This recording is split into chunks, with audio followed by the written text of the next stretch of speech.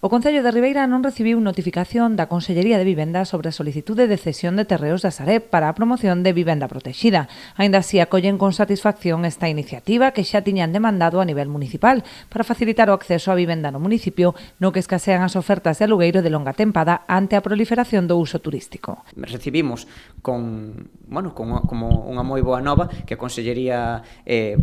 pretenda facer eses pisos de protección oficial no noso Concello.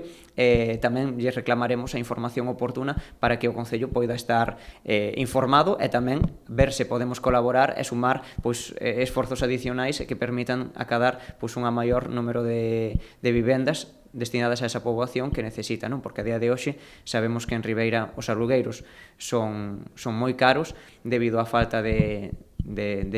vivendas, de pisos disponibles para o alugueiro anual, debido a que hai moita demanda de pisos turísticos e que hai outros moitos que están baleiros pero que non se sacan ao mercado porque os propietarios ou son entidades bancarias e non os sacan porque prefiren vendelos ou porque son propietarios que teñen algún tipo de inquedanza e prefiren non sacalos a ese alugueiro anual. Ademais da cesión dos terreos da Sareb, dende o Concello exploran tamén outras vías que pasarían pola rehabilitación de vivenda tradicional en zonas degradadas, como o barrio de Bandourrío, para destinalas a alugueiro social. Que eu, como alcalde, xa estiven reunido co presidente do Instituto Galego de Vivenda e Solo, que era importante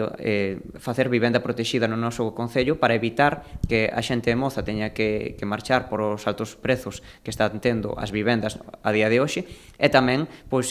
fixemos algunha proposta para rehabilitar algunhas zonas e destinar esa vivenda que é tradicional tamén ás familias de Ribeira con réxime de alugueiros asequibles para toda a poboación.